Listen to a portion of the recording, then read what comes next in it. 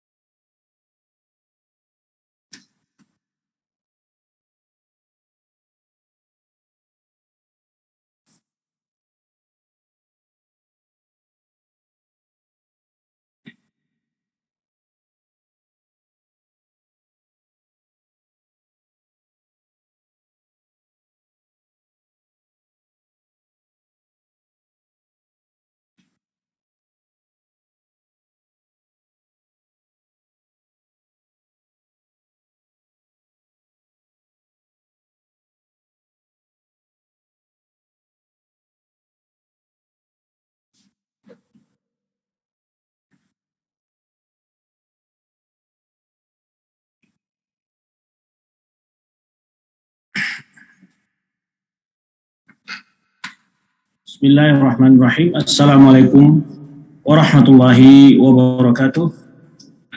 Innal hamdalillah nahmaduhu wa nasta'inuhu wa nastaghfiruh wa na'udzu billahi min shururi anfusina wa sayyiati a'malina. May yahdihillahu fala mudhillalah wa may yudlil fala hadiyalah. Asyhadu an la ilaha illallah wahdahu la syarikalah wa asyhadu anna Muhammadan abduhu wa rasuluhu la nabiyya ba'dah. Amma ba'd fa inna asdaqal hadithi kitabullah wa khairul hadi hadi Muhammadin sallallahu alaihi wasallam wa syarrul umuri muhdatsatuha wa kullu muhdatsatin bid'ah wa kullu bid'atin dhalalah wa kullu dhalalatin finnar. Ma'asyiral akhawat wat thalibat rahmanillahu wa iyyakum jami'an. Alhamdulillah, pujian syukur kepada Allah Subhanahu wa taala. Kembali di pagi hari ini kita dapat melanjutkan pembahasan kita, yaitu Kitabul Mar'ah durusun Durusun Mar'ah Muslimah. Itu pelajaran-pelajaran yang berkenaan dengan wanita muslimah. Pada pelajaran lalu telah membahas tentang sekilas berbagai amalan-amalan tatawwu yang dilakukan oleh seorang muslimah ketika melaksanakan umrah tatawwu atau haji tatawwu. Baik. Salam buat Nabi kita Muhammad SAW. Semoga kita selalu dibimbing Allah Subhanahu Wa Taala untuk istiqomah di atas sunnah beliau, serta memiliki semangat dan sehat, ya, diberikan kesehatan dan kesempatan serta semangat dari Allah Subhanahu Wa Taala untuk mempelajari dan mendalami sunnah beliau. Para akhwat, sahabat madrasah Mar'ah Shaliha rahmati Allah Subhanahu Wa Taala. Pembahasan kita pada pertemuan yang keberapa ini ya? Pertemuan yang ke-12 atau pertemuan yang ke-9 ya? Kurang ingat ya. Baik, adalah membahas hal-hal yang berkenaan dengan perkara haid dan bagaimana bersucinya seorang wanita muslimah dari haidnya. Nah, ini yang akan dibahas pada kesempatan kali ini. Pembahasan ini sudah pernah kita bahas juga di dalam kitab Tanbihatun ala Ahkamin Takhtassu bil Mu'minat, pada kitab yang kedua atau yang ya pada mustawa yang pertama di dalam silsilah kajian Madrasah Mar'ah Shaliha. Tapi pada pembahasan kali ini tentu akan dijelaskan beberapa hukum penting yang berkenaan dengan pembahasan berkenaan dengan haid dan sucinya wanita muslimah dari haidnya. Baik. Berkata muallif di sini, penyusun Kitabul Mar'ah ini berkata, ayatuhal mar'ah, wahai para wanita, ya. Innal haidha mimma kataballahu ala banati bani Adam. Mengalami haid adalah merupakan sebuah takdir yang telah Allah tuliskan atas para wanita keturunan Adam, ya. Para wanita keturunan Adam. Baik, jadi ini adalah takdir dan ketetapan yang Allah berikan kepada wanita, yang membedakan antara wanita dengan laki-laki dari salah satu kondisi fisik mereka, tetapi tentu di balik itu penuh dengan faedah, ya, baik berhubungan dengan kesehatan maupun hal-hal yang berkenaan dengan fisik wanita itu sendiri. Maka Allah Subhanahu Wa Taala memberikan keringanan kepada wanita ketika datangnya kondisi fisik mereka di luar kenormalan yang biasa, itu saat mengalami datangnya bulan atau haid. Dan ini tentu diimani oleh seorang wanita muslimah, ketentuan dari Allah Subhanahu Wa Taala ini tanpa harus tidak merasa ada hal yang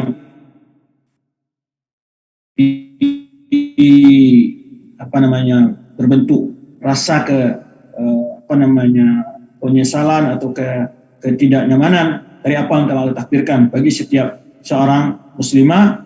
Tentu dia menerima apa yang telah Allah berikan ini dengan segala keridhaan, dan dia yakin segala apa yang Allah tentukan bagi setiap hambanya penuh dengan hikmah dan faedah-faedah yang mana ilmu manusia terbatas untuk menggali dan mengetahuinya. Tetapi para ahli medis banyak sekali menyebutkan faedah-faedah dengan adanya siklus haid pada wanita setiap bulan tersebut, ya, di mana darah-darah kotor, ya, darah-darah yang membawa penyakit, ya, dikeluarkan melalui saat darah haid tersebut. Kemudian tentu banyak lagi faedah-faedah lain pada hakikatnya di dalam takdir Allah kepada wanita untuk mengalami siklus haid pada setiap bulan tersebut. Baik. Dalil tentang bahwa Allah telah mentakdirkan bahwa di mana haid merupakan ketetapan dan ketentuan takdir Allah atas wanita dari keturunan Adam, berdasarkan hadis Aisyah anha, qalat, Aisyah anha berkata, kharajna la nara illa al-hajj. Kata Aisyah, kami keluar itu bersama Rasulullah Sallallahu Alaihi Wasallam. Saat itu kami tidak ada yang kami pikirkan, naro tidak kami pandang kecuali haji. Jadi tujuan safarnya, ya, kharaj di sini kami bersafar maksudnya, ya, kami keluar yang tiada tujuan kami kecuali untuk melaksanakan haji. Falamma kunna bi Sarifah, tatkala kami sampai di sebuah tempat, ya, sebuah wilayah atau sebuah daerah namanya Sarifah, hidtu, aku mendapatkan haid. Jadi Aisyah menyebutkan dalam perjalanannya menuju haji bersama Rasulullah SAW waktu haji wada itu, di sebuah tempat namanya Sarifah, di situ pas Aisyah mengalami haid. Berarti beliau saat berangkat di Madinah, ya, berumrah, dan kemudian bertalbiyah dan masuk ke dalam ibadah umrah. Namun beliau mengatakan dalam perjalanan sampai di sebuah daerah namanya Sarifah, di sana Aisyah anha mengalami haid. Apakah membatalkan umrahnya? Tidak, umrahnya tetap. Nanti akan dijelaskan.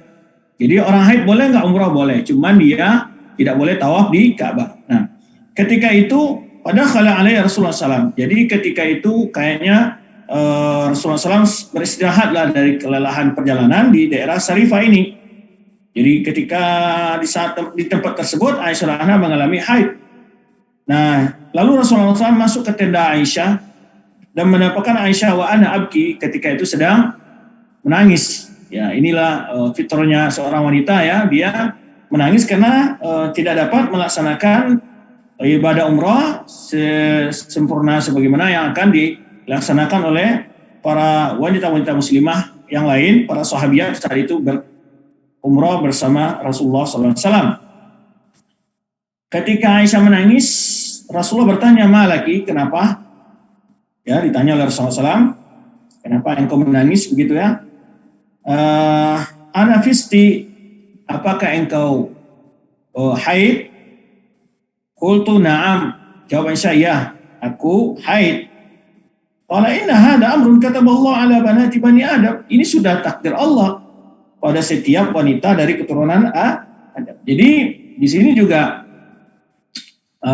ya kadang-kadang, ya, tentu seorang wanita memiliki sensitivitas yang sangat tinggi, ya, sehingga ketika saat dalam beribadah dia merasa asing atau merasa berbeda dari kelompoknya, jadi merupakan suatu pukulan bagi mental bagi dia, sehingga berat bagi dia karena tidak bisa melaksanakan pelaksanaan ibadah secara total seperti kaum muslimin lainnya.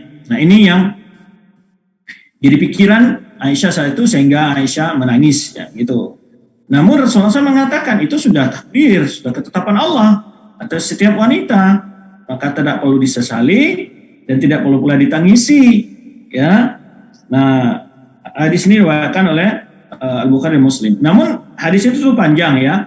Tapi maksud yang ingin dipotong dari hadis ini, yang diambil dari bagian dari hadis ini sebetulnya panjang. Maka Rasulullah SAW menyebutkan, nanti kamu lakukan lanjutan dari hadis ini, engkau dapat melaksanakan segala bentuk ibadah dari ritual umroh, dari berbagai bentuk rangkaian ibadah umroh. Cuman kamu nggak boleh illa anala tatufi bil bait. Cuman kamu hanya tidak bisa saja tawaf di Ka'bah sampai engkau bersih dari haid. Jadi sebetulnya Rasulullah SAW memberikan penjelasan kepada Ummul Mukminin Aisyah anha bahwa tidak perlulah merasa sedih, ya, merasa tidak nyaman dengan mendapat haid ketika saat berangkat umroh. Tentu tidak dapat melaksanakan sempurna, orang lain, itu pikiran dari Aisyah anha.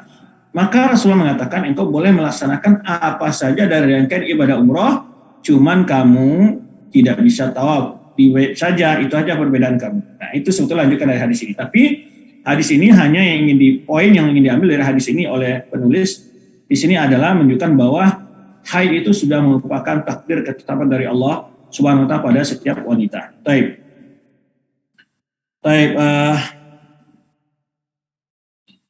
Kemudian fata'allami ahkamahu lita'budillaha ala basiratin wa dzalika kama yalina.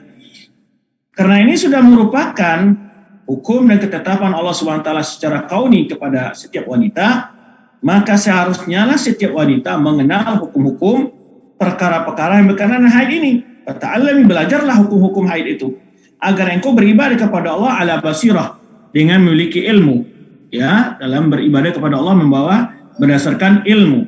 Nah, jadi hendaknya seorang wanita mengerti tentang berbagai hukum-hukum yang berkenaan dengan haid ini.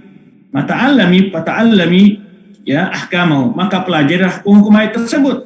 Ya, tentu ini bagi seorang ibu, tentu murajaah ilmu, kembali memahami, itu diajarkan pada putri-putrinya, karena hukum ini tentu mungkin diajarkan oleh seorang saudara kepada saudarinya, seorang ayah kepada putrinya, jika ibunya ada, tentu menjelaskan agak lebih vulgar, menjelaskan lebih jelas, gamblang, tentu seorang ibu menjelaskan kepada seorang putrinya. Nah, ini kewajiban setiap muslimah untuk mempelajari ilmu ini, baik sebagai seorang ibu dia atau sebagai seorang saudari mengajarkan kepada saudarinya yang lain, ya, dan juga bagi seorang wanita sendiri, berarti hendaknya mengerti berbagai hukum haid ini biar dia dalam beribadah kepada Allah Subhanahu wa taala ala basirah, dengan berdasarkan ilmu, ya. Nah, wadzalika kama yali. Penjelasan hukum-hukum haid ini tentu akan disebutkan pada berikut ini. Yang pertama, ya, i'lami anal haidah huwa damun yakhruju min qa'rir rahim fi awqatin ma'lumatin min ghairi maradin wala isabah. Ketahuilah hai para wanita bahwa haid itu merupakan darah yang keluar daripada di bagian bawah rahim, di bawah bagian kandungan, di bawah bagian kandungan, bawah rahim, ya, bagian rahim yang bagian bawah, ya, pada waktu-waktu tertentu, ya, tanpa ada bukan karena penyebab, bukan karena sakit, dan pula bukan karena cedera. Jadi ini untuk membedakan dari darah lain. Kalau sakit atau cedera atau yang disebut namanya darah istihadah kan karena penyakit, atau karena melahirkan isobah namanya, yaitu adalah darah nifas. Nah, jadi darah haid berbeda dengan darah nifas dan darah istihadah yang masing-masing memiliki ketentuan-ketentuannya. Walaupun darah nifas dan haid ada dalam banyak sisi kesamaan dalam hal larangan, umpamanya tidak boleh berpuasa, tidak boleh sholat, ya, tetapi beda dengan darah istihadah. Darah istihadah adalah darah yang disebabkan oleh penyakit yang ada dalam rahim ataupun diri seorang wanita. Nah, maka dia tidak boleh meninggalkan sholat dan puasa. Nah, baik. Jadi disebutkan itu darah itu keluar dari bawah rahim seorang wanita dalam waktu tertentu, ya kan, ada waktunya di mana darah haid itu dapat diketahui lamanya dan waktunya kapan keluar. Jadi walaupun bergeser biasanya tetap waktunya, kalau maju 2 hari, rata-rata majunya tetap 2 hari pada berikut-berikutnya begitu. Jadi bisa diprediksi kedatangannya oleh seorang wanita kapan dia haid. Maka waktu-waktunya diketahui, maklumah. Nah, kalau darah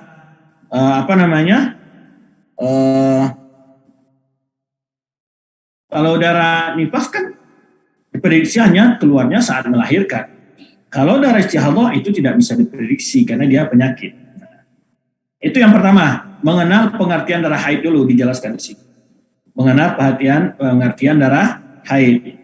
Apa pengertian darah haid? Yaitu darah yang keluar dari bawah rahim pada waktu-waktu yang sudah diketahui, ya, bukan karena penyakit, sakit, atau bukan pula karena ada cedera.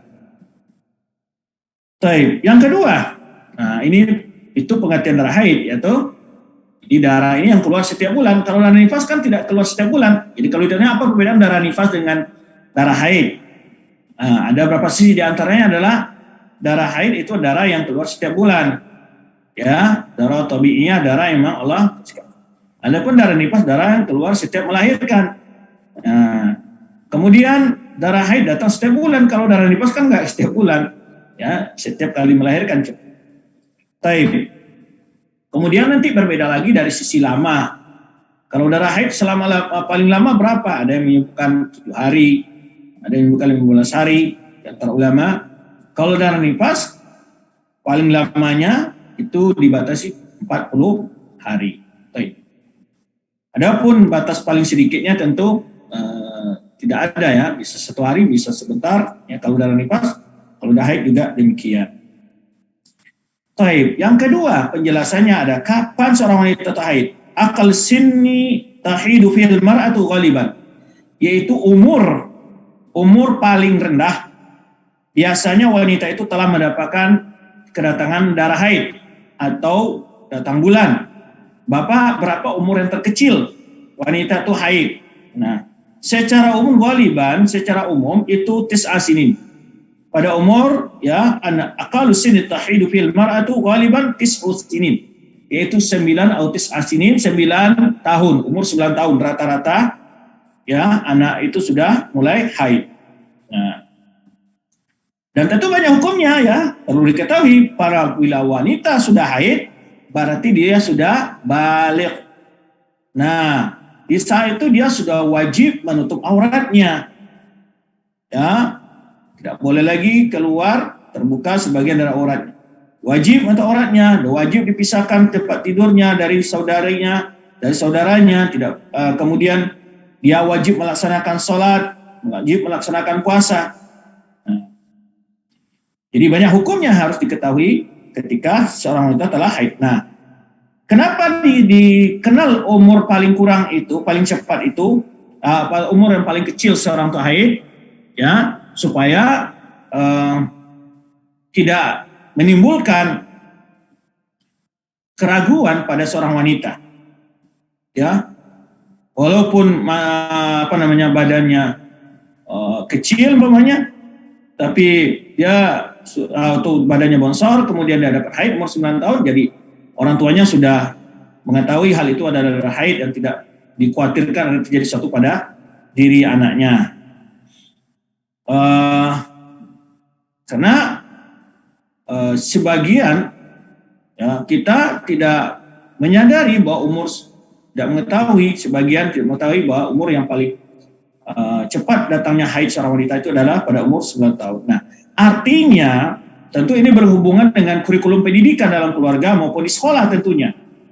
Artinya anak sebelum umur 9 tahun itu mestinya dia sudah mengerti cara taharah, mengerti cara sholat, ya, dan berbagai hukum-hukum yang akan dialami oleh dia saat berumur 9 tahun dia sudah balik. Maka dari itu seharusnya lah seorang orang tua mengerti perkara ini. Jadi ketika anaknya sudah mendekati umur balik, ya, nah, umur 9 tahun berarti ya kelas 3 SD, ya, umur 7 tahun masuk SD umpamanya, 8 adalah umur 2 SD, 9 adalah kelas 3 SD. Artinya juga harus di dalam pergaulannya itu anak yang sudah mengalami haid tadi itu sudah tidak boleh lagi bercampur baur kalau belajar umpamanya. Kalau ada sebagian keterbatasan dari sarana pendidikan umpamanya ya kan masih adanya bergabung belajar antara siswa-siswi pada kelas 1, kelas 2. Ya itu masih mungkin ditolerir ya. Karena belum balik itu ya. Tetapi tentu bukan itu yang terbaik. Karena mereka sudah memayyiz, sudah masuk usia yang memayyiz, mengerti. Jadi usia 7 tahun kan mereka sudah mulai kalau anak-anak laki-laki, anak perempuan pun anak-anak sudah disuruh mulai untuk sholat. Jadi kurikulumnya sebenarnya pendidikan anak itu sebelum umur 7 tahun dia sudah mengerti tata cara pelaksanaan sholat. Kenapa? Cara pelaksanaan bersuci. Karena dia sudah diperintahkan untuk melaksanakan sholat. Sebenarnya sabda Rasulullah SAW, muru auladakum bis salati wa hum abna'u sab'in ya wadribuhum alaihim abna asyrin wa fariqu bainahum fil madaji'. Kata Rasulullah SAW, suruhlah, ajaklah, ya perintahkanlah anak-anak kalian untuk melaksanakan sholat jika sudah berumur 7 tahun. Dan pukullah mereka ya pada saat umur 10 tahun masih belum mau sholat, boleh dipukul. Dipukul tentu yang bukan berarti pukul dengan pukul yang membahayakan tentunya, tentu sekedar untuk memberikan motivasi ya, peringatan tegas kepada anak-anak. Dan juga umur 10 tahun kata Rasulullah SAW, fariqu bainahum fil madaji', harus dipisahkan tempat tidur mereka. Baik. Jadi kadang-kadang kan ketika anak-anak tidak diberikan informasi ini malah dia kaget kan, datang haid dia kira ada terjadi sesuatu pada dirinya, malah stres. Nah, jadi anak-anak kita harus diberitahu informasi ini. Ketika datang haid dia tidak stres, tidak kaget. Karena juga kadang-kadang kan anak-anak yang tidak mengerti dia takut terjadi pada dirinya sesuatu ya, tiba-tiba keluar darah pada kewanitaannya. Nah, ini perlu diberikan. Dan sampai pada umur 50 tahun, tentu umur 50 tahun ini pokoknya sebelum menopause ya. Walaupun berbeda juga, kadang-kadang umur 45 tahun ya atau lebih cepat juga ada wanita yang cepat menopause, atau kadang-kadang umur 60 tahun belum menopause ya, 60 tahun. Teman ini maksudnya kebiasaan yang yang umum lah pada wanita. Itu biasanya umur 9 tahun wanita itu, anak-anak itu haid, dan umur 50 tahun pada kebanyakan wanita itu sudah mulai menopause, tidak haid lagi. Nah, tentu ada hukum-hukumnya juga ya.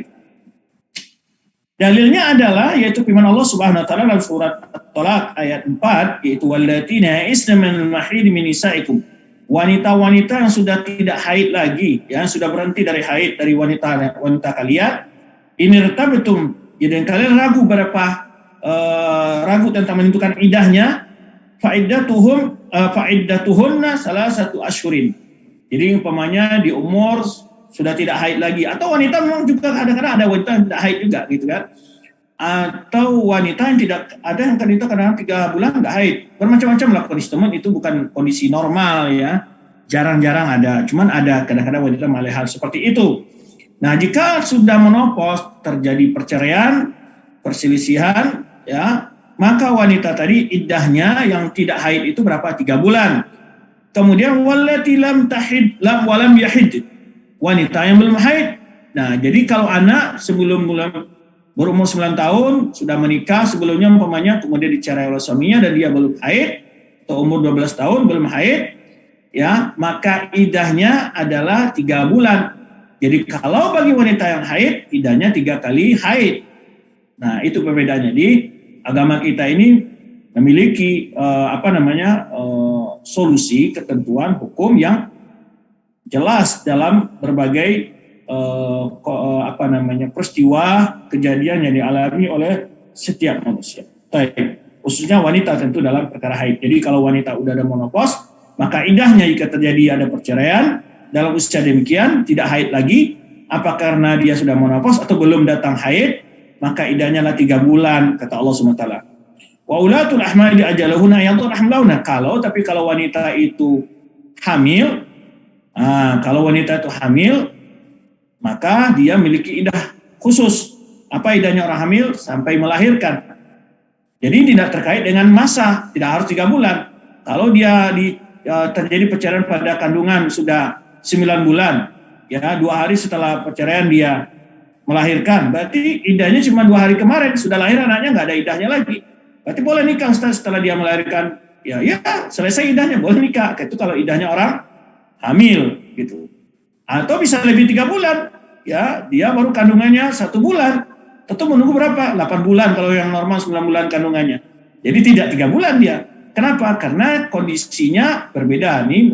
Kalau wanita tidak haid, maka idahnya baik karena menopause atau sebelum datang haid, idahnya 3 bulan. Tapi kalau wanita itu haid, maka idahnya 3 kali haid. Tetapi bila wanita itu hamil, baik dia haid atau tidak haid, idahnya adalah dengan usia kehamilannya. Maksudnya gimana? Kalau hamil, kalau dia usia kandungannya sudah 8 bulan, lalu 1 bulan setelah itu 9 bulan melahirkan, ya idahnya selesai 1 bulan tadi itu aja idahnya. Nah, begitu pula bila dia terjadi perceraian antara orang yang lagi wanita sedang hamil dengan suaminya, walaupun kandungannya baru 1 bulan, maka berarti dia harus memiliki idah yang cukup panjang, yaitu sekitar 8 bulan. Nah, baik. Jadi ini penjelasan-penjelasan yang banyak berkenaan dengan para wanita. Fallati ya'isna minal man balaghat 50 sana ghaliban, wanita-wanita yang sudah tidak haid lagi ya, dan yaitu yang sudah sampai usia 50 tahun ya, secara umum. Wallahi lam, jadi wanita-wanita yang sudah menopause itu pada umumnya adalah wanita yang sudah masuk pada usia 50 tahun. Adapun wanita atau perempuan yang belum haid karena kecil, wahya sigar, yang karena usianya belum sampai, yaitu di bawah umur 9 tahun. Nah, itu dalam fil ghalib, itu secara umum. Taib. Perkara hukum-hukum berkenaan dengan haid. Apa aja hukum-hukum perkara berkenaan dengan haid ini? Yang pertama, tidak boleh hubungan suami istri. Yahrumul wat'ul haid fi farj. Tidak boleh berhubungan suami istri kalau sedang haid. Ya, tidak boleh melakukan hubungan intim ketika sedang haid. Tapi boleh nggak istilahnya bermesraan, atau selain melakukan yang satu itu maksudnya, bersenang-senang dengan tidak melakukan hubungan intim boleh saja. Berpelukan dan macam-macam lain sebagainya dibolehkan. Yang hanya yang satu tidak boleh, yaitu melalui kewanitaan, itu yang tidak boleh. Ya. Ini berdasarkan firman Allah Subhanahu wa taala surah Al-Baqarah, wa yas'alunaka 'anil mahid qul huwa adam fa'tazilun nisaa fil mahid wala taqrabuhunna hatta yathurna fa idza tatahharna fa'tuhunna min ayyi amarakumullah innallaha yuhibbut tawwabin wa yuhibbul mutatahhirin. Mereka bertanya kepada engkau wahai Muhammad tentang wanita yang sedang haid. Katakanlah haid itu merupakan sebuah adzan, itu kotoran, penyakit gitu ya. Fa'tazilun nisa, maka jauhilah istri-istrimu yang sedang haid itu, dalam sedang haid ya. Jangan dekati mereka sampai mereka bersih. Maksudnya sini tidak boleh mendekati, dalam istilah menggaulinya yang tidak boleh. Tapi selain itu boleh. Jika istrimu telah bersih, maka gaulilah istrimu itu dari tempat yang tempat yang dibolehkan Allah Subhanahu wa taala.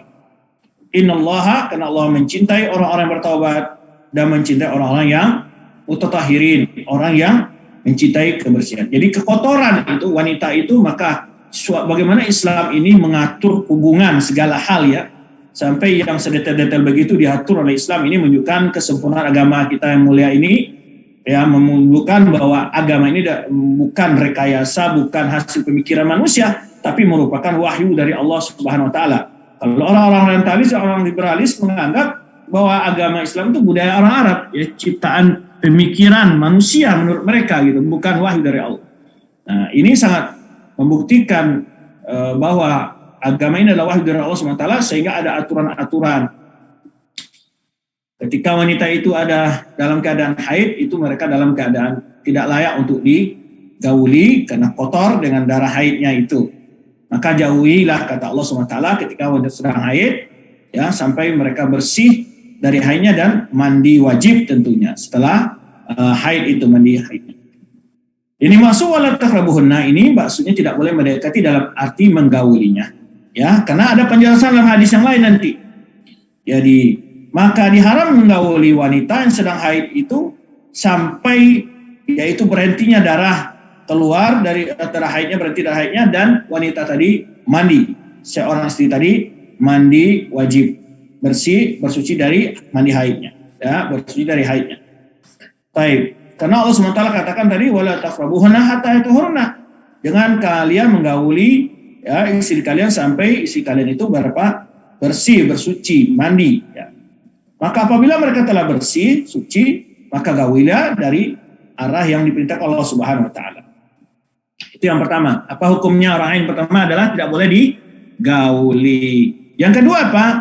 Boleh bagi seorang suami wanita yang haid, ya, boleh seorang suami ya untuk bersenang-senang dengan istrinya yang sedang haid, ya, dunal jima, bima dunal jima. Sesuatu lain tidak hubungan intim. Selain itu boleh.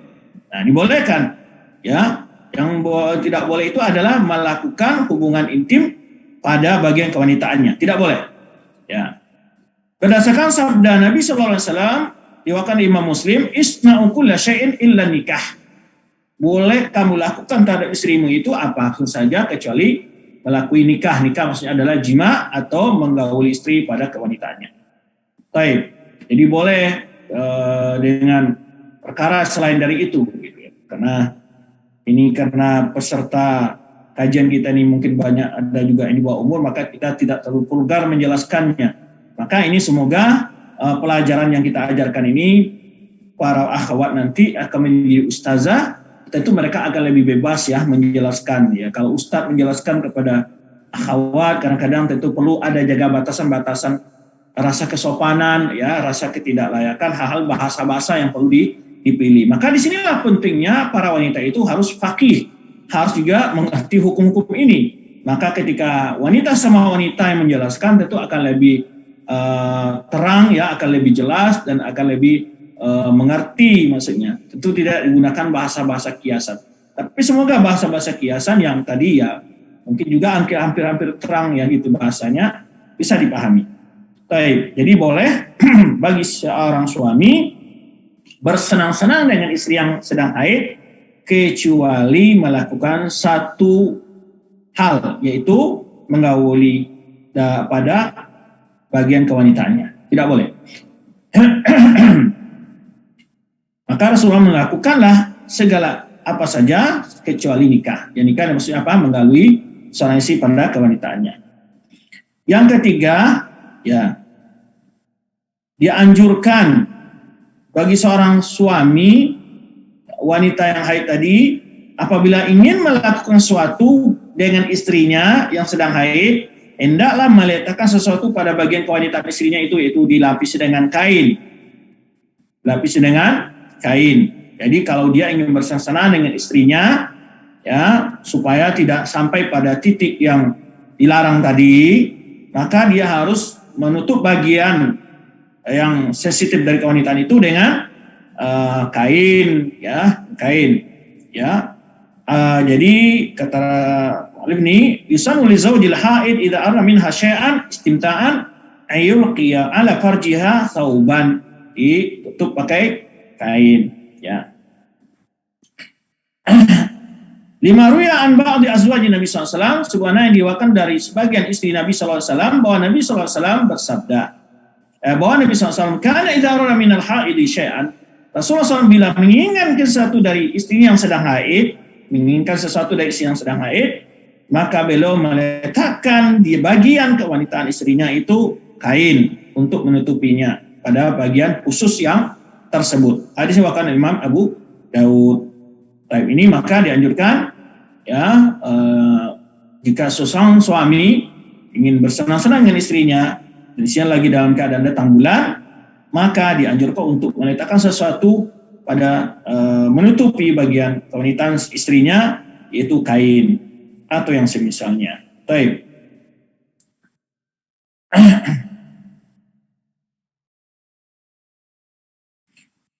Yang keempat adalah diwajibkan atas wanita yang haid untuk meninggalkan puasa. Nggak boleh puasa, nggak boleh sholat. Nah, sering ada pertanyaan, Ustadz, bagaimana kalau kita mau umroh? Kalau kita akan kedatangan haid di dalam perjalanan ini, boleh nggak kita makan obat untuk melambatkan, menunda kedatangan haid kita? Ya, para ulama membolehkan, memfatwakan boleh. Kemudian bolehkah seorang wanita ketika bulan Ramadan ya akan datang haidnya lalu dia juga mengkonsumsi sesuatu yang bisa obat untuk menunda haidnya setelah Ramadan? Hal ini sebetulnya agak lebih tidak afdol ya, karena memang itu sudah sunnatullah, tetapi sebagian ulama ada yang bolehkan, tapi ini bukan suatu hal yang utama. Beda dengan umroh, karena umroh memang terkait dengan perjalanan, terkait dengan masalahnya travel, salah dengan rombongan, itu yang dibolehkan para umroh. Kalau dia di daerah orang puasa kan tidak ada risiko-risiko, hambatan-hambatan yang menyulitkan bagi dia. Maka walaupun sebagian ulama membolehkan, tetapi bukan suatu keutamaan dilakukan hal itu. Baik. Jadi orang yang haid tidak boleh berpuasa, tidak boleh sholat selama masa haidnya. Bahkan diharamkan untuk melakukan hal itu. Dan kalau dilakukannya maka tidaklah sah ya amalan sholat dan puasanya. Berdasarkan hadis Abi Sa'id, ya, bahkan dari Abu Sa'id Al-Khudri, ia berkata, kharaja Rasulullah SAW fi adha. Rasulullah SAW pernah keluar ya pada waktu Idul Adha atau Idul Fitri, ya, untuk salat Idul Adha atau Idul Fitri, ya, ilal musalla, yaitu menuju lapangan salat, lapangan tempat salat. Pamarra ala nisa, lalu Rasulullah melewati para ibu-ibu ummahat, ya, para wanita. Ya masa nisa tasaddaqna, wahai para wanita, hendaklah kalian bersedekah, gemar bersedekah. Fa inni ra'aitukunna, karena aku melihat wanita-wanita aksar alin nar, banyak menjadi penghuni neraka. Taqulna wa bima ya Rasulullah, lalu wanita tadi bertanya, kenapa ya Rasulullah banyak wanita menjadi penghuni neraka? Qala tuksirna la'na, wanita itu suka mencela wanita itu. Wa takfurna ashir, dan mereka itu adalah mengingkari kebaikan suaminya.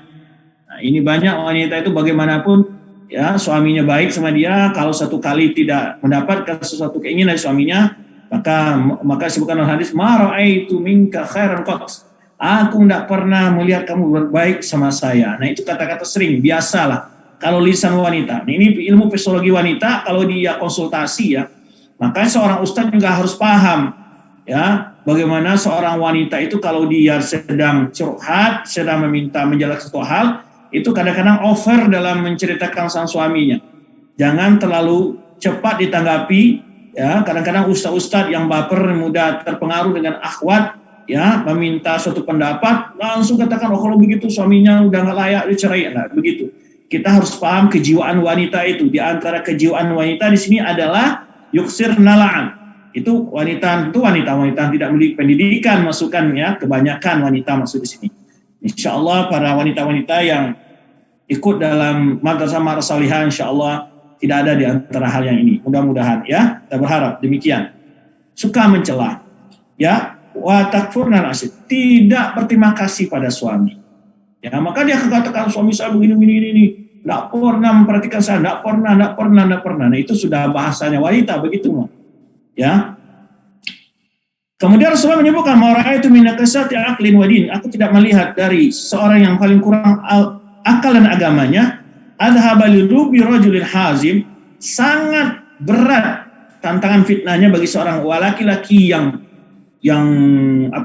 tegar ya, min ihdakunna, dari salah seorang kalian. Jadi wanita itu merupakan fitnah yang berat bagi seorang laki-laki, mudah mempengaruhi laki-laki gitu ya. Maka Rasulullah menyebutkan dalam hadis yang lain kan, aku tidak meninggalkan fitnah yang belum paling berat bagi laki-laki di kalangan umatku daripada wanita. Dan itu sudah banyak hadis disebutkan sini.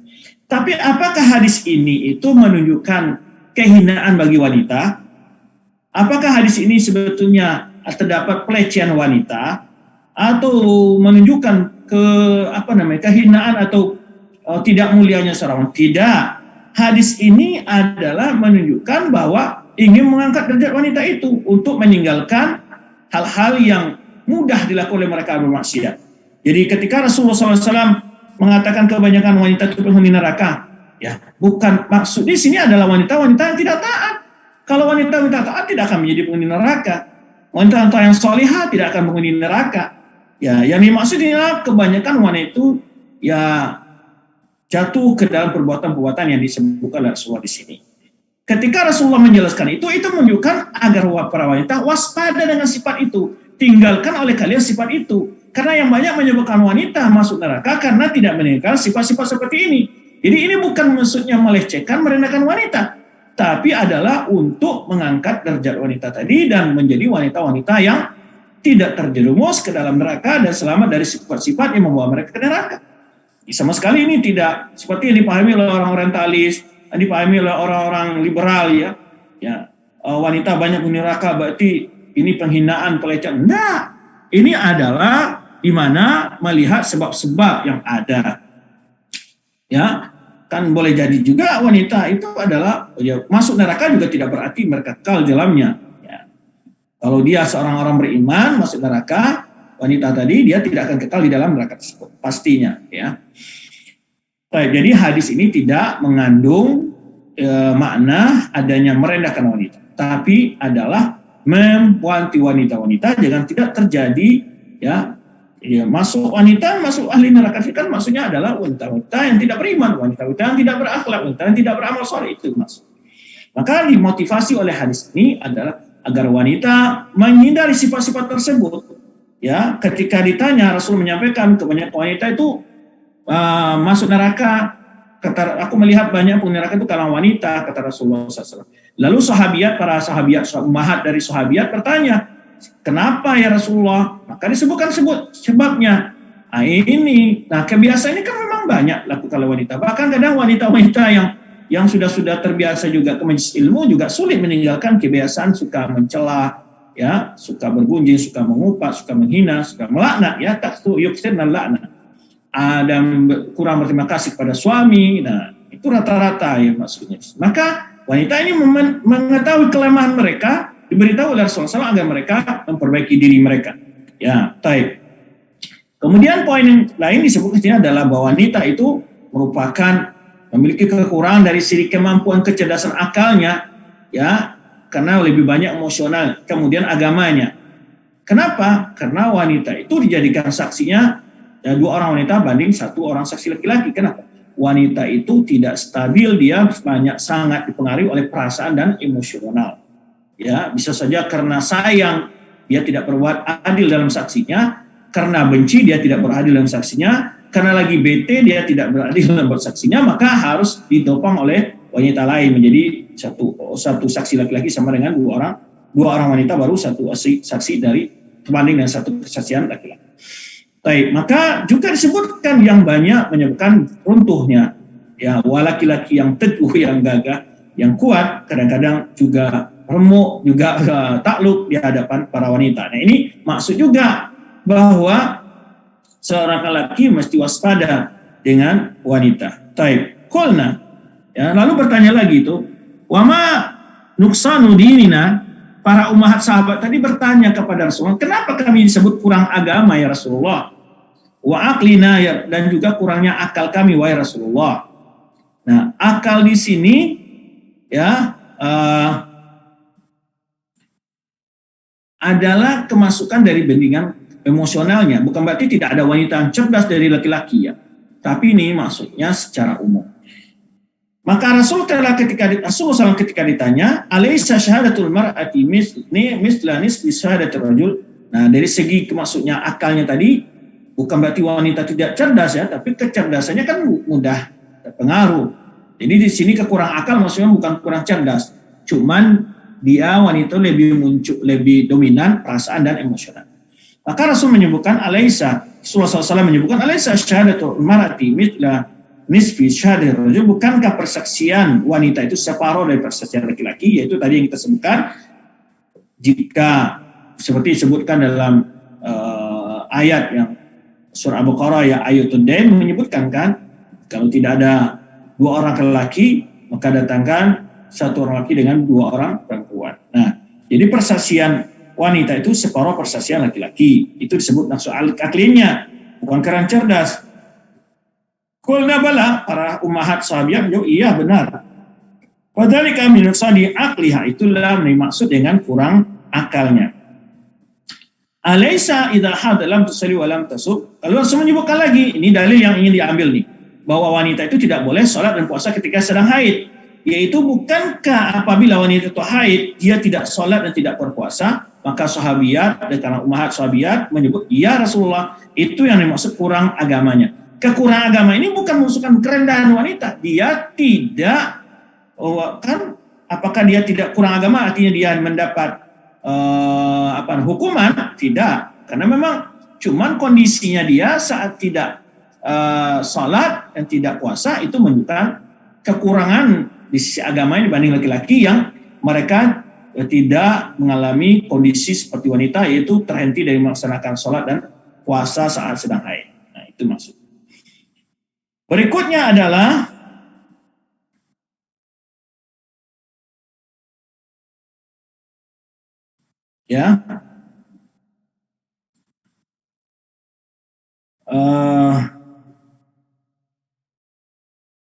itu tadi penjelasan bahwa wanita sedang haid tidak boleh puasa dan tidak boleh sholat. Di sini bahkan di Bukhari Muslim. Kemudian yang berikutnya, idza taharat haid wajib 'alaiha qada'u shaum al-wajib. Nah, ini perbedaan antara puasa dan haji. Puasa dengan sholat ini. Kalau wanita haid, dia tidak boleh puasa dan sholat. Tetapi bila sudah tidak haid, dia wajib mengqadha puasa tapi tidak mengqadha sholat. Nah, jadi wajib sholat nggak perlu diqadha, yang perlu diqadha yaitu puasa. Kalau dia haid kan tidak berpuasa, tapi dia wajib mengqadha nanti. Tapi tidak mengqadha sholat. Ya, berdasarkan hadis Mu'adzah, hadis seorang sahabiat namanya Mu'adzah bertanya, ia berkata kepada Aisyah anha, aku bertanya kepada Aisyah anha, ya, kenapa seorang wanita yang haid mereka diharuskan mengqadha puasa dan tidak mengqadha sholat? Lalu Aisyah menyebutkan, aharuriyatun anti, apakah engkau ini dari haruriyah, yaitu dari orang khawarij? Karena memang orang khawarij itu menunjukkan kebodohan mereka dalam agama. Sebenarnya dikatakan Rasulullah SAW, yaqra'una al-Quran la yujawizu hanajirahum, mereka baca Al-Quran tapi nggak lewat kerongkongan mereka. Karena artinya mereka tidak memahami Al-Quran itu ya dengan benar. Nah, maka masuk haruriyah ini ada apa dari wanita orang khawarij? Kenapa? Karena memang orang khawarij yang berpendapat demikian, di antara fikihnya orang khawarij itu mewajibkan pada wanita untuk mengqadha salat. Qultu, maka Mu'adzah menjawab, lastu biharuriyatin, aku bukan wanita dari kelompok khawarij, lakini as'al, tapi aku hanya sekedar bertanya. Qalat, Aisyah menjawab, kana yusibuna dzalika, jadi dulu kami di masa Rasulullah mengalami haid, fanu'mar biqada'i shaum, kami hanya diperintahkan untuk membayar puasa yang tertinggal saat haid, wala nu'mar biqada'i shalah, kami tidak pernah disuruh untuk mengqadha salat. Oleh siapa? Oleh Rasul sallallahu alaihi wasallam. Hadis diriwayatkan oleh Imam Muslim. Kemudian berikutnya lagi adalah diharamkan atas wanita haid menyentuh mushaf. Nah, di sini tentu tanpa ada alas. Jadi kalau dia sedang haid nggak boleh menyentuh. Bukan tidak boleh membaca. Beda antara menyentuh dengan membaca. Membaca boleh, tapi menyentuh langsung tanpa ada alas tangannya tidak boleh bagi wanita haid. Ya, nah ini karena kita bicara masalah haid di sini ya. Tapi sebetulnya masuk dalam ini juga masalah orang yang junub dan juga orang yang sedang nifas. Ya, dia tidak boleh menyentuh Al-Quran. Tapi membaca boleh. Kalau menyentuh Al-Quran dengan alas, pakai kaus tangan boleh. Ya, atau dengan pena di balik Al-Quran membaca boleh, ya, atau lidi atau apa gitu ya, untuk membalik yang tidak disentuh itu boleh.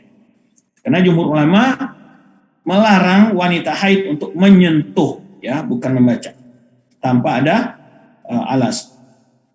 Berdasarkan hadis Abdullah bin Abi Bakar ibn Hazm, anna fi kitab alladhi katabahu Rasulullah SAW mengirim surat kepada Abdullah bin Abi Bakar bin Hazm. Di dalam kitab itu tulis Rasulullah SAW untuk Amr bin Hazm, ya, itu untuk Amr bin Hazm, isinya di antara adalah alla yamassal Qur'ana illa tahir, tidak boleh menyentuh Al-Quran kecuali orang yang dalam keadaan suci. Nah, kecuali dalam keadaan suci. Disinilah jumhur ulama berpendapat, ya, larangan bagi wanita yang haid, orang yang junub, orang yang nifas tidak boleh menyentuh Al-Quran. Ya, ada sebagian ulama yang dimaksud tahir di sini tahir maknawi. Jadi mereka tafsirkan tidak boleh menyentuh Al-Quran itu kecuali orang muslim atau orang mukmin. Nah, itu dimaksud di sini. Karena hadis yang lain, al-mu'min la yanjus, mukmin itu tidak ada najisnya. Jadi bukan dia najis, sebenarnya orang musyrik. Ya. Baik, tetapi jumhur ulama mengatakan yang maksudnya tahir hissi, tahir maksudnya di sini tidak sedang haid, ya. Jadi tidak boleh wanita yang sedang haid untuk menyentuh Al-Quran secara langsung. Berikutnya adalah juga diharamkan bagi wanita haid untuk bertawaf. Nah, baik haji atau umrah, dia nggak boleh bertawaf. Ya, berdasarkan hadis Aisyah anha, ia berkata, kami keluar bersama Rasulullah SAW dan tidak kami harapkan waktu itu berpikir kecuali untuk melaksanakan haji. Tatkala kami sampai di Sarifah, aku mengalami haid, datang haid. Maka pada khalanya, maka Rasulullah SAW menemui aku, wana beki, dan aku sedang menangis, kata Aisyah. Lalu Rasulullah bertanya, ini hadis yang sebelumnya, kenapa engkau menangis? Ana fisti, apakah kau dapat bulan, engkau datang haid? Apakah engkau datang haid? Ya, haid, datang haid kamu sudah kamu mengalami haid, mendapatkan haid? Qultu na'am. Aisyah menjawab, iya. Ya. Qala inna hadza amrun katabahu ala banati Adam. Sungguhnya hal ini sudah Allah tetapkan atas anak wanita dari keturunan Adam. Faqdi ma yaqdil hajj. Lakukan saja apa yang dilakukan orang haji atau umrah ya tadi. Ghara alla tutufi bil bait. Hanya saja kamu tidak boleh bertawaf di Ka'bah sampai bersih. Ini dalil menunjukkan hadis riwayat Bukhari Muslim menunjukkan bahwa wanita yang haid tidak boleh bertawaf di Ka'bah. Namun tentu ada sedikit juga pengecualian di dalam fatwa-fatwa kontemporer para ulama. Bagaimana kalau wanita tadi dia dapat haid belum tawaf ifadah, sedangkan rombongan kloternya harus balik pokoknya ya, nggak bisa diundur, nggak ada jalan pokoknya. Tapi kalau bisa diundur dia diikutkan kloter berikutnya. Ini itu masalah teknis perjalanan ya. Atau dia travelnya nggak ada lagi, dia harus pulang pokoknya karena sudah batas waktu mereka dalam melaksanakan masanya udah habis pokoknya. Sebagian ulama berfatwakan tafadhi dia memakai softtek dengan mengamankan itu dia tawaf di Ka'bah. Ada yang mengajukan dalam kondisi darurat ini hanya untuk tawaf ifadah saja, tawaf haji. Adapun tawaf wada wanita tidak diwajib untuk tawaf wada yang sedang haid tentunya. Baik. Kemudian yang berikutnya lagi diharamkan untuk seorang haid itu menetap di masjid. Nah, beda antara menetap dengan lewat. Lewat bagi orang lewat boleh, tapi menetap tidak boleh. Setelah kita coba melihat berbagai fatwa ulama, jumhur ulama yang mutaqaddim mutaakhirin semuanya melarang wanita haid untuk menetap di masjid. Cuman akhir-akhir ini ada sebagian yang agak melonggarkan dengan adanya alat kontrasepsi karena mereka menyebutkan ilahnya alasan dilarangnya wanita haid untuk menetap di masjid adalah takut akan ternodai oleh darah haidnya atau tumpah darah haidnya di masjid atau mengotori masjid darah haid. Nah, dulu orang belum punya alat-alat untuk menahan dan menyimpan darah haid dengan aman pokoknya kan. Sebagian ulama para ada mengatakan ya bagi hal yang darurat, namanya dia sebagai seorang pengajar segala macamnya. Tapi wallahu alam bisawab, pendapat Syekh bin Baz, Utsaimin dan para ulama-ulama yang berkibar lain pada muaksirin, mereka tetap mengatakan wanita tidak boleh dengan alasan apapun saja menetap ya kalau wanita haid ya menetap di masjid. Apakah untuk ilmu atau lain sebagainya. Itu setelah kita murajaah ya pendapat para ulama dalam masalah ini. Ya. Tapi tetap ada ranah ulama kontemporer juga tadi menjelaskan membolehkan hal itu jika dia aman, tidak akan terjadi. Tapi melihat ayat Al-Quran hanya membolehkan, dalil membolehkan hanya sekedar lewat dan bukan untuk menetap. Nah, kalau seandainya boleh, tentulah dibolehkan orang yang haid itu untuk bertawaf. Ya, karena itu lebih penting sebenarnya. Tapi tidak boleh masuk Masjidil Haram karena bertawafnya di Masjidil Haram tentunya. Maka wanita tidak boleh masuk ke dalam menetap dalam masjid. Tapi lewat boleh. Nah, yang tidak bicarakan ini menetap. Berdasarkan hadis Ummu Atiyah, ya, para wanita bertanya kepada Ummu Atiyah tentang ya menetap di masjid. Ya. Wa kan la tadhkur Rasulullah SAW, dan mana Ummu Atiyah ini kalau tidak pernah kalau menyebut Rasulullah SAW kecuali beliau mengatakan bi abi, ya, dengan kutebus dia dengan bapak, bukan sumpah ini ya. Fakultu asami'ti Rasulullah SAW, apa fakulna, lalu para sahabiat, ya ummahat kalangan para sahabiat bertanya, apakah engkau mendengar Rasulullah SAW bersabda begini dan begini? Ya, qalat na'am bi abi, ya. Iya, ya, aku tebus ya dengan bapak. Ini menunjukkan takkid dari jawaban tadi.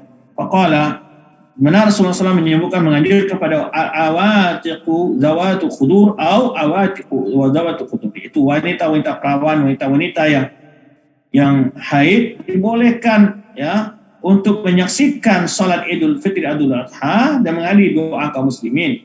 Tetapi wanita-wanita yang haid itu menghindar dari tempat salat, agak menjauhi sedikit tempat salat kaum muslimin di musala itu.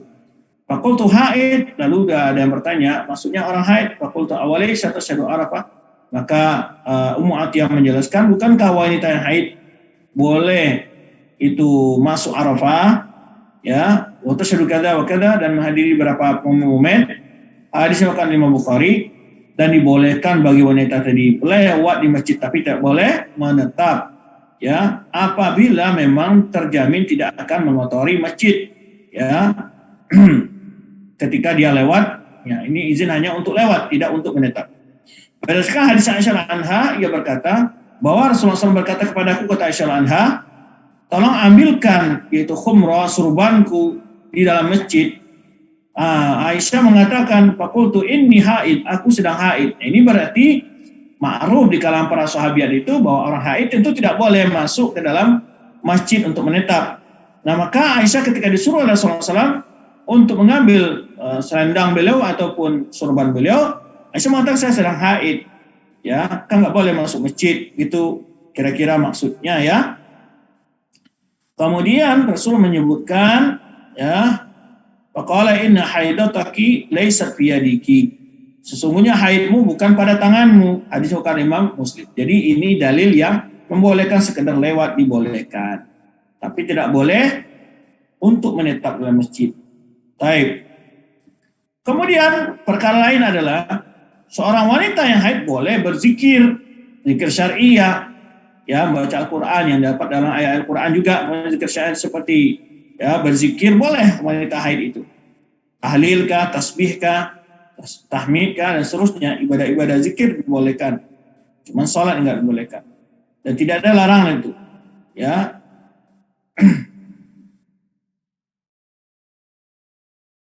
Walaha anta tiyabi auradi syariah ka'adzkar sunnah, maka wanita tadi boleh melakukan membaca zikir pagi sore, ya, boleh membaca Al-Quran, kitab tafsir, kitab fikih, kitab hadis, boleh orang yang haid itu.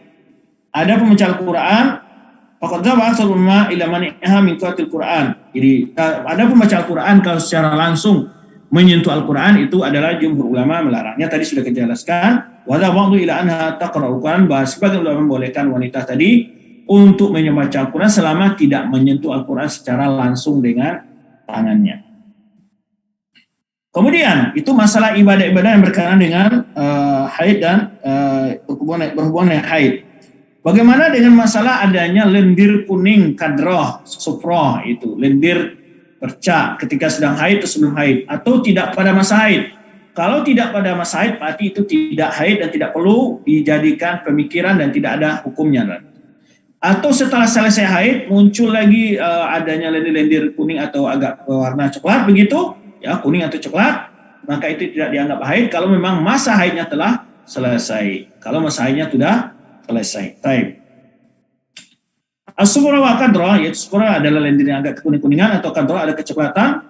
Fi waqtil ada, kalau dalam masa haidnya 5 hari, dalam masa itu, ya, berarti itu ada dianggap haid. Nah, maka dia mengambil hukum haid itu. Nah, amma idza kharajata, apapun bila keluar lendir kuning ataupun cairan kuning dan coklat tadi bukan pada waktu haid, ya, maka itu tidak dianggap haid sedikit pun. Ya, begitu pula setelah bersih dari haid, setelah itu muncul lagi umpamanya ada lendir coklat atau kuning, itu tidak dianggap haid. Jadi itu berdasarkan hadis ya, Ummu Atiyah juga ia berkata, kami tidak menganggap kudrah adalah sesuatu yang cairan coklat, wasufrah yang kuning itu sesuatu pun itu dianggap haid sama sekali. Kata Ummu Atiyah ya, karena apabila dia sudah selesai di haid atau belum masa haid atau dia bukan masa haid, kalau itu terdapat pada kewanitaan dari bagian maluan wanita tadi, lendir seperti itu atau cairan seperti itu tidak dianggap haid, kecuali dalam masa haid ya, kecuali dalam masa haid. Dan disebutkan dalam riwayat Abu Daud ba'da tuhur syai'an, jadi tidak kunna la na'udu kudra wala sufra syai'an, kami tidak peduli dengan adanya cairan coklat atau kuning sedikit pun, artinya tidak dianggap haid ya, setelah mereka bersih dari haidnya. Setelah bersih haid ada lagi lendir-lendir itu datang, coklat atau kuning, tidak dianggap haid. Baik. Wa ta'riful mar'atu tahra min haid bima yali. Nah, bagaimana seorang wanita tahu bahwa dia telah bersih dari haidnya? Bagaimana seorang wanita tahu bahwa dia telah bersih dari haidnya? Yaitu dengan munculnya cairan putih, nggak ada lagi sedikit bercak-bercak coklat dan segala macam. Itu yang pertama, cairan putih. Itu ma'u abyad. Ini memang air putih atau cairan putih yang selesai haid di masa yatbul haid ya, menutup dari darah haidnya itu datang cairan putih ya, atau berwarna lain ya, la khilafa launuha li ikhtilaf al-umum, karena berbeda-beda warnanya kadang-kadang pada sebagian wanita ya, dengan berbedanya kondisi fisik dan hormon wanita sendiri. Jadi kalau tahunya haid apabila memang sudah tidak ada lagi warna kuning dan semacam, dan masa haidnya sudah selesai juga waktunya, kemudian juga sudah yang keluar hanyalah cairan putih. Yang kedua bisa diketahui juga selesai itu jafaf. Jafaf itu kering, tidak ada lagi darahnya ketika dimasukkan kapas atau tisu dicek gitu ya, dengan masukkan sesuatu pada bagian tempat keluar haid itu dengan tisu kah atau potong kain kah ya, kemudian dilihat apabila sudah kering berarti dan tidak ada lagi bercak darah, tidak ada lagi bercak kuning ataupun coklat, berarti sudah bersih.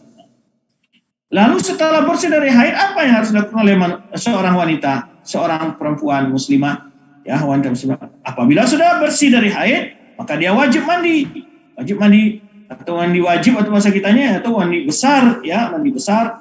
Berdasarkan hadis Aisyah bahwa Fatimah binti Abi Jahsh ya, karena tustahad, dia kena istihadah.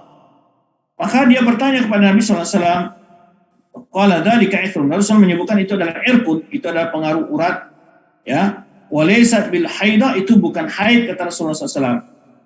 Fa idza aqbatil haidah. Nah, kalau engkau memang dapat haid, datang haid, maka tinggal pada is-shalah, tidak boleh salat, tinggalkan salat.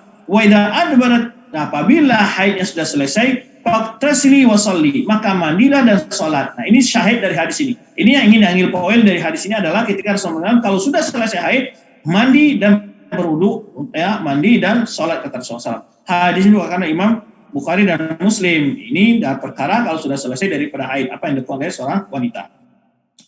Lalu pertanyaan berikutnya, bagaimana mandi haid itu? Bagaimana mandi wajib? Bagaimana mandi besar itu maksudnya gimana? Nah, ada dua sifat. Ada namanya ghusl mujzi, ada namanya ghusl kamil. Ada mandi yang melepaskan dari kewajiban dia ya, harus mandi setelah mengalami haid atau nifas dan semisalnya atau junub. Tapi ada mandi yang lebih dianjurkan melakukan sunnah-sunnahnya, itu disebut dengan ghusl kamil.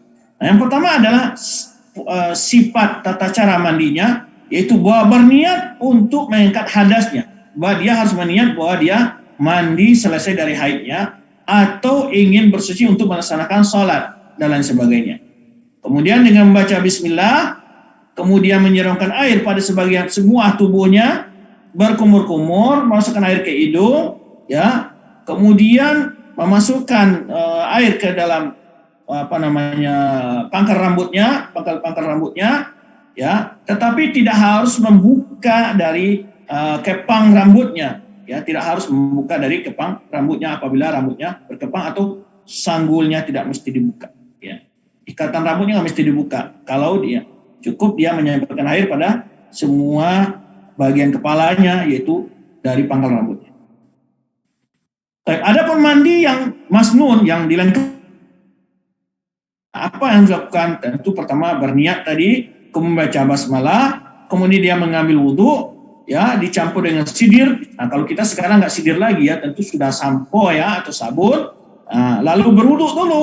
Nah, kalau tadi kan nggak langsung aja mandi, berwudhu dulu. Ini mandi yang sempurna, ya, bagi orang yang selesai haid atau junub ataupun nifas. Ya, mandi, berniat dulu, kemudian dia berwudhu, ya, kemudian dia mulai setelah berwudhu, mulai dari kepala dulu, ya, dan kemudian mendalat, itu menggosok kepalanya, ya, sampai masuknya air kepada permukaan dasar rambutnya, ya. Kemudian baru setelah kepala baru sebagian tubuhnya yang lain, dan kemudian membersihkan badannya dengan sabun, sama membilas, kemudian memberikan pada bagian kewanitaannya dengan kapas yang dicampur dengan minyak kasturi. Nah, ini begitu Islam menganjurkan bagi wanita itu mesti wangi, ya, atau lebih dikenal dengan bahasa akhwat sekarang itu fi toharo, ya, fi toharo. Jadi itu dimasukkan pada bagian tempat keluar haid tadi itu, ya, untuk membersihkan darahnya juga, ya, supaya ada kewangian pada bagian tempat tersebut. Kemudian jika wanita mandi tadi memiliki sanggul, madkur, kurun atau diikat, ya, maka cukup menyampaikan air pada pokok pangkal rambutnya saja.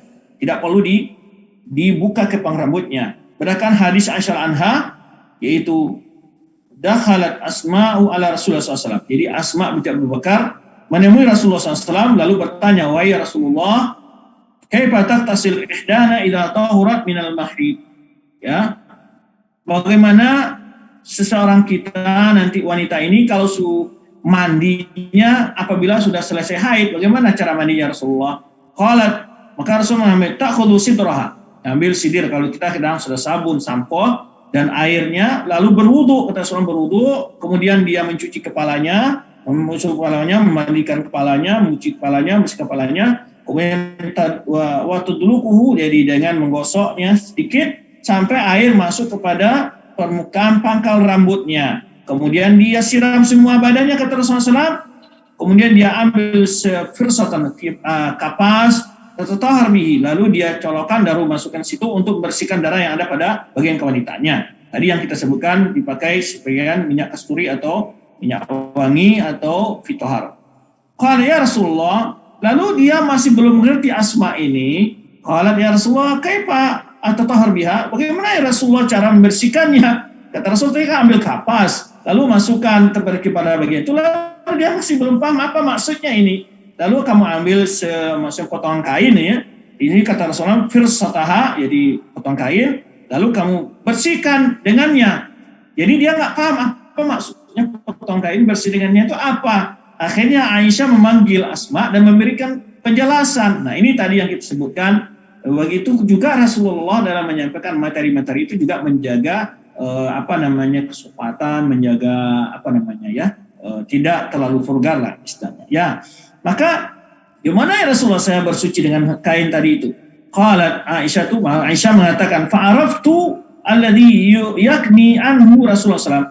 Aku paham yaitu apa yang diisyaratkan oleh Rasulullah SAW. Itu yang tadi Rasulullah memberikan isyarat saja, ya alladhi yakni anhu Rasulullah SAW. Apa tadi yang diberikan sampaikan dengan bahasa isyarat Rasulullah SAW. Faqultu laha, maka aku jelaskan pada Asma itu, tattabi'ina biha ataradam, itu engkau bersihkan sisa-sisa darah. Nah, itu yang ada pada bagian kewanitaan itu.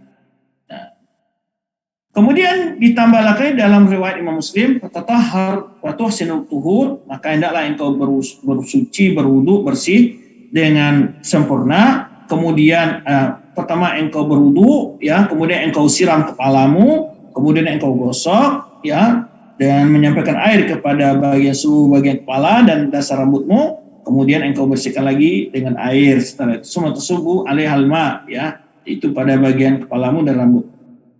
Baik, itu sekilas tata cara mandinya wanita haid, bersucinya wanita ketika bersuci wanita dari haidnya mandi setelah selesai haid. Baik.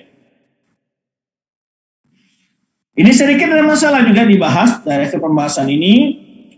Apabila seorang wanita selesai dari haidnya atau nifasnya sebelum terbenam matahari, nah ini yang sering juga dipertanyakan, maka dia wajib melaksanakan sholat zuhur dan sholat asar, dia jamak. Kalau dia bersih sebelum terbenam matahari, maka dia menurut jumhur ulama dia wajib sholat zuhur dan asar. Adapun bila dia bersih sebelum terbit fajar dia bersih, maka dia juga wajib melaksanakan sholat isya dan sholat maghrib. Ini adalah pendapat jumhur ulama. Dan sebagian para ulama tidak mengharuskan, ya, kecuali sholat yang dia mendapatkan. Jadi ada sebagian ulama mendapat dia cukup melaksanakan sholat asar, dia cukup melaksanakan sholat isya saja. Tidak harus dia mengambil sholat sebelumnya. Tapi jumhur ulama menganjurkan kalau dia bersuci sebelum terbenam matahari, dia sholat zuhur dan asar, karena dua sholat ini bisa dijamak. Jika dia bersih dari haidnya sebelum terbit fajar, maka dia harus melaksanakan sholat isya dan maghrib. Namun sebagian ulama lagi tidak mengharuskan demikian, cukup membayar sholat yang pada waktunya itu, yaitu sholat isya dan sholat asar.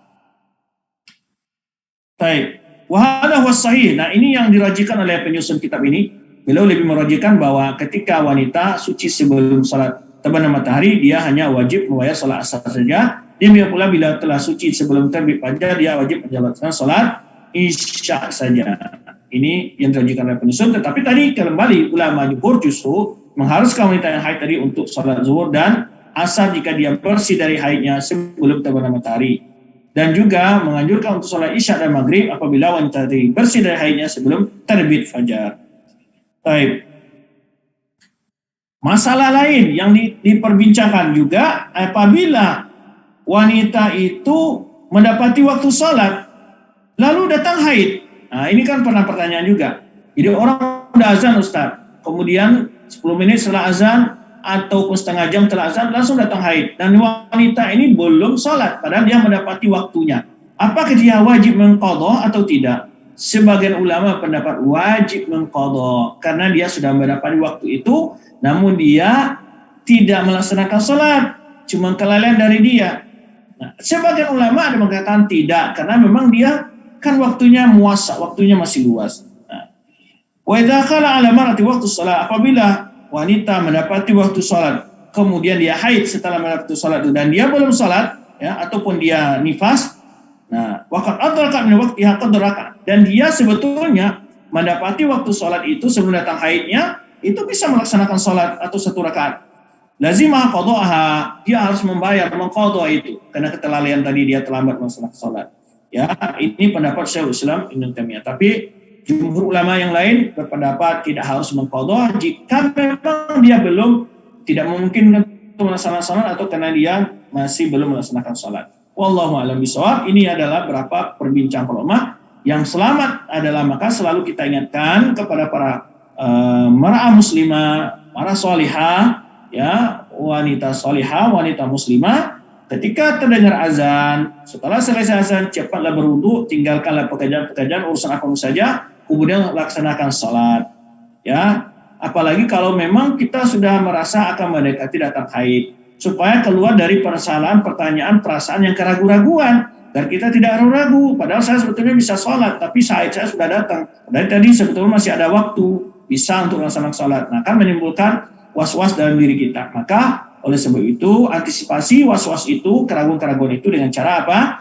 Kalau kita sudah mendekati waktu haid, ya, kalau orang azan cepat laksanakan sholat, biar kita tidak menjadi was-was, ya. Karena kadang-kadang sebagian para wanita muslimah malah melalaikan, menunda waktunya. Jadi akhirnya dia sebetulnya ada waktu 1 jam, 1,5 jam setelah azan dia tidak melaksanakan sholat. Lalu datang haidnya. Nah, ini kalau dapat kelalaian seperti ini, akan lebih rajihnya adalah, yang lebih rajih adalah untuk dia wajib mengqadha karena memang kelalaian dari dia sendiri. Kecuali memang dia tidak baru selesai azan langsung datang haid. Nah, itu kan nggak ada kesempatan untuk berwudu dia untuk bersolat. Nah, ini tentu tidak harus qadha. Wallahu a'lam bishawab. Itu yang dapat kita bahas pada jumpa kita kali ini. Demikian, dan berikutnya kita coba lihat pertanyaan-pertanyaan yang masuk.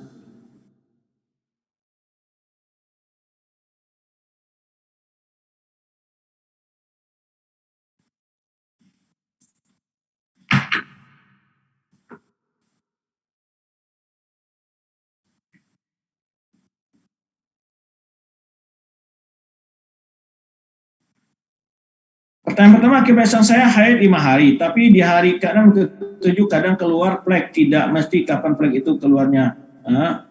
Di hari 6, 7, 8, saya bingung menentukan mandi wajibnya Ustadz. Ya kalau memang haidnya biasa 5 hari, tadi yang tidak sebutkan, sudah 5 hari. Setelah bersih, walaupun keluar flek coklat atau kuning, tidak perlu diambil pusing. Ya, tidak perlu diambil pusing. Kalau memang haidnya sudah selesai, sudah mandi, dan rata-rata haidnya 5 hari, mandi, walaupun setelah itu nanti tiba-tiba ada sedikit coklat keluar, maka itu tidak perlu diambil pusing, tidak perlu dihiraukan. Baik, yang kedua, jika ragu haid selesainya antara waktu isya atau subuh, dan akhirnya mandi di waktu sholat zuhur, lalu bagaimana mengqada sholat Ustadz? Ya ini terlalu keterlaluan, maka seorang wanita jangan terlalu, masa dia sudah tahu dia dalam keadaan haid, maksudnya sudah mendekati masa haidnya bersih, maka dia harus waspada, lihat apakah saya suci sebelum ini. Biasanya waktunya ini sebelum subuh atau sebelum selai subuh. Kalau dia sudah suci sebelum subuh, maka dia harus mandi dan sholat isya. Kalau dia selesai subuh, ya telah masuk fajar tapi belum terbit matahari, maka dia mandi dan sholat subuh. Kalau dia setelah terbit matahari, ya mestinya kan waktu subuh dia periksa masih ada nggak darah atau tidak, keluar atau tidak. Kalau masih ada, ya berarti dia tidak bisa sholat subuh. Nah, sholat terbit matahari, dia cek lagi umpamanya, kemudian dia udah bersih, nggak ada lagi darah keluar, maka berarti dia harus mandi dan ikutnya adalah sholat zuhur saja. Ya. Kalau dia tadi terdapat dalai, dia padahal sudah bersih sholat subuh, dia tidak mandi. Ya, barangkali pagi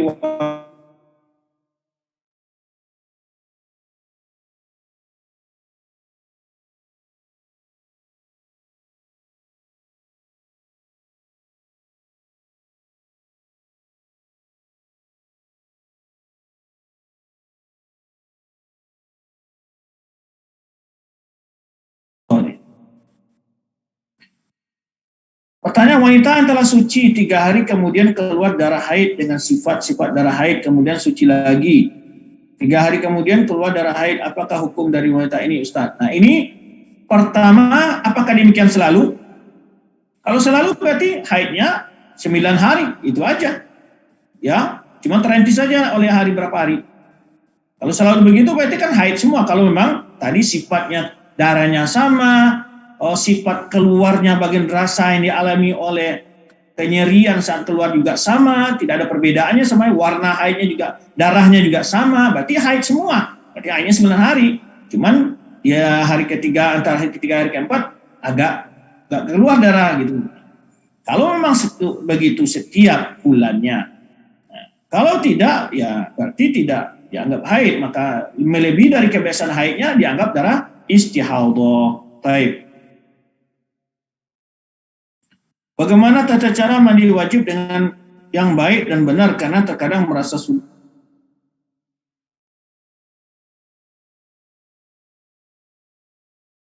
Berwudu, seperti wudu mau sholat, ya, berkumur-kumur, masukkan air ke hidung, berwudu, ya, seperti wudu mau sholat.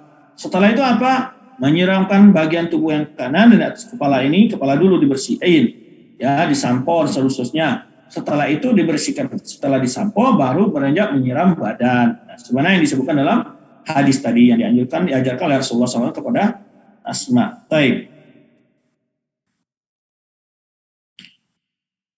Rutin setiap bulan haid tanggal 19. Pagi ada sedikit darah haid tipis seperti benang, flek coklat. Sorenya bersih. Apakah ini sudah masuk masa haid?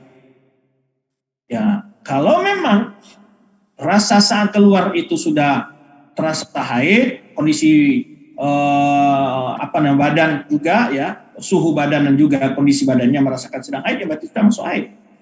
Walaupun itu masih flek, ya, tapi sudah masuk waktu haidnya, sudah masuk haidnya. Ya, cuman belum keluar secara total, belum keluar yang besar, yang banyaknya. Tapi kalau ya apa namanya, belum ada bukti-buktinya sebagai darah umpamanya kan, maka itu tidak haid. Tapi kalau sudah melihatkan agar tanda-tanda sudah keluar haid cuma sedikit, itu tidak perlu lagi ya sholat, dia berhenti. Ya. Jadi rutin tiap bulan haid tanggal 19. Pagi ada sedikit darah haid, ya udah berarti sudah haid itu dia tanggal 11 tahu dia. Benang coklat dan flek coklat, sorenya bersih. Apakah ini sudah masuk masa haid? Ya karena kalau sudah masuk masa haid dan itu dialami setiap mengalami kondisi haid, berarti itu begitu sifat haidnya. Jadi mengenal haid itu pertama kebiasaannya, tanggalnya, mau warna darahnya, kemudian kondisi yang dialami saat keluar pertamanya, ya bagaimana gitu. Dan juga tambahannya kadang-kadang sebagian ulama melihat kekentalannya atau warna haidnya, ya ada sebagian ulama juga melihat baunya, gitu. Melihatkan untuk memastikan haid itu. Apa hukumnya setelah kuret kandungan termasuk darah nifas atau darah istihadhah? Taib. Umur kandungan kurang lebih 2 mingguan. Kalau Ustaz. Taib. 2 minggu belum termasuk dianggap sebagai nifas. Karena para ulama menyebutkan kalau dia keguguran, berarti yang bayi tadi sudah berbentuk, ya, atau sampai 4 bulan, maka itu baru dianggap darah haid. Tapi kalau 2 minggu belum, itu dianggap darah istihadhah. Wallahu a'lam bishawab.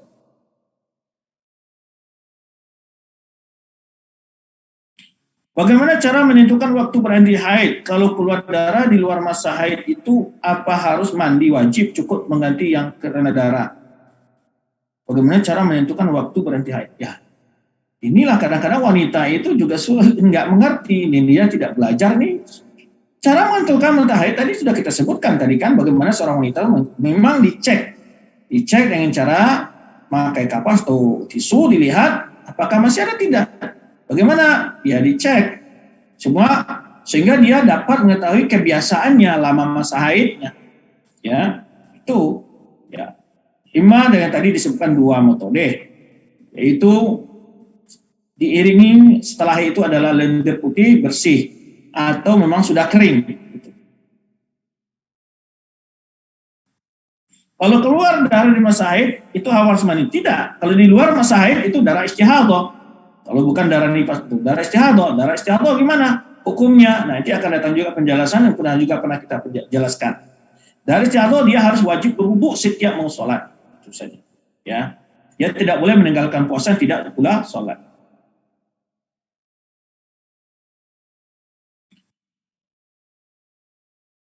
Apakah membaca Al-Quran terjemahan saat haid dibolehkan tanpa haus tangan? Jazakumullah khairan. Taib. Di antara ini yang dibolehkan para ulama menyentuh bila tidak murni Al-Quran semua dalam lembaran itu.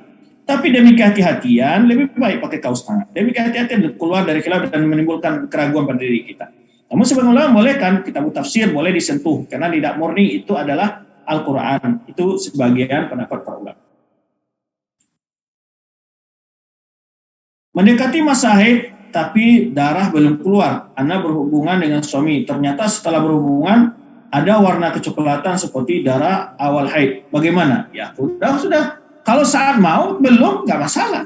Lalu mungkin setelah itu mungkin datang ya tidak masalah. Berarti belum haid kan? Dibolehkan. Cuman kalau diperiksa sebelum melakukan hubungan tidak ada ciri haid ya boleh.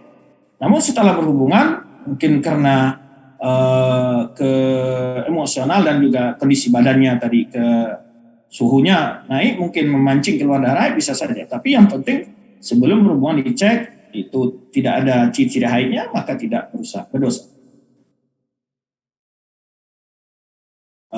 Kecuali memang sudah jelas-jelas hari-harinya sudah mendekati ya maka itu perlu diwaspadai juga. Maka tadi dicek. Apakah saya boleh naik motor Gojek ke sekolah padahal drivernya bukan mahram? Syukran. Ya, ini tergantung nih masalahnya apa ya keselamatan seseorang ya dalam kondisi sekarang memang sudah sangat sulit ya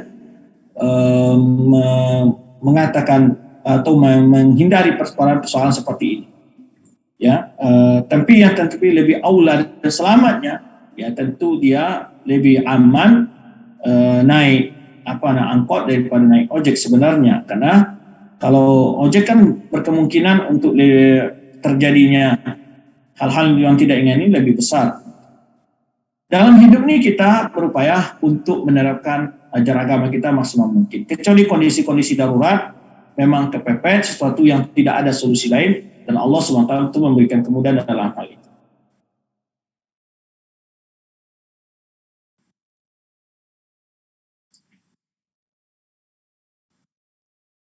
Kalau berboncengan ya tentu pasti akan kadang-kadang duduk terlalu rapat, dan ini jelas hal yang termasuk perkara-perkara yang harus ditinggalkan. Masuk berboncengan motor itu kan jaraknya mepet, dan kadang-kadang malah ada rem mendadak segala macam, tentu akan persentuhan yang dengan bukan mahram.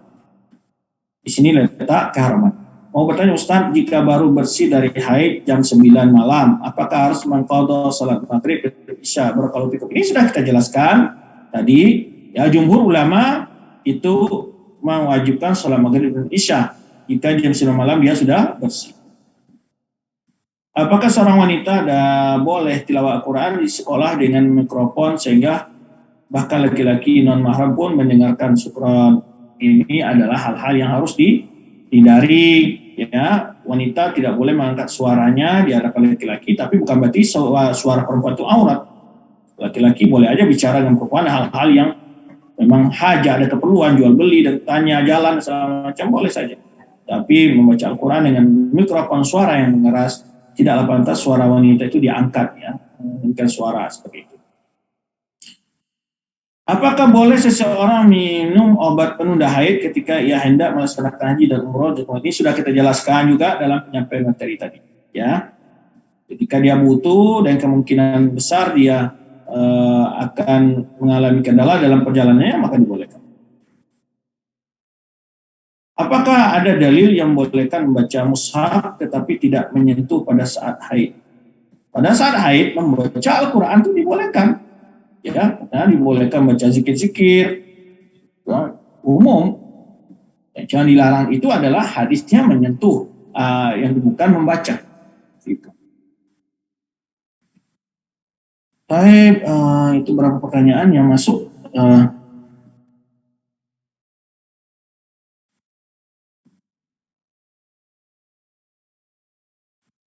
Bagaimana hukumnya bila istri mengalami masalah psikis saat menjelang haid dengan bawaan diri selalu mudah marah dan mudah menangis tanpa sebab kepada suaminya dan anaknya? Kebiasaan ini selalu berulang ketika menjelang haid.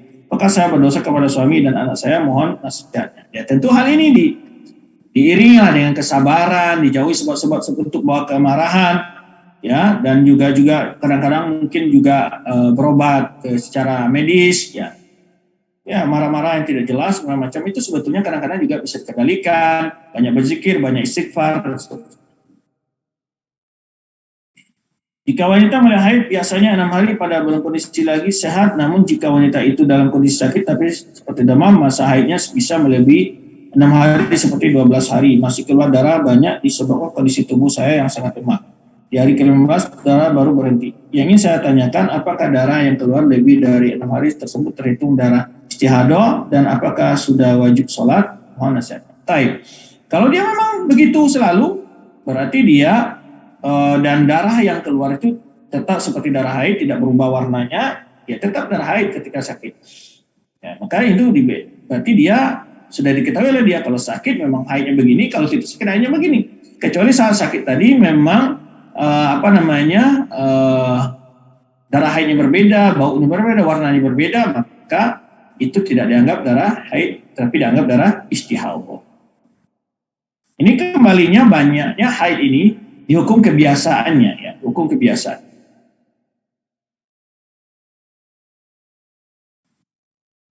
Baik, demikian yang dapat kita jawab dari pertanyaan-pertanyaan masuk. Mohon maaf jika kekurangan dalam penjelasan kajian kita kali ini dan juga dalam pertanyaan-pertanyaan yang kurang memuaskan. Terima kasih atas kehadirannya, mohon maaf atas segala kekurangannya.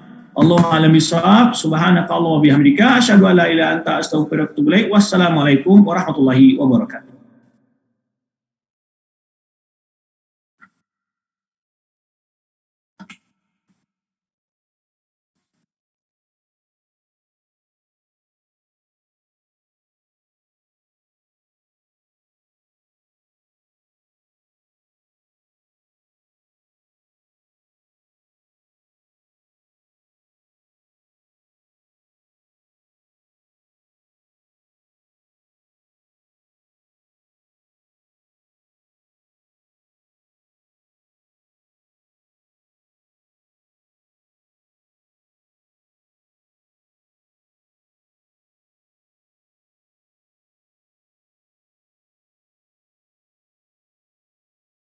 Recording stopped.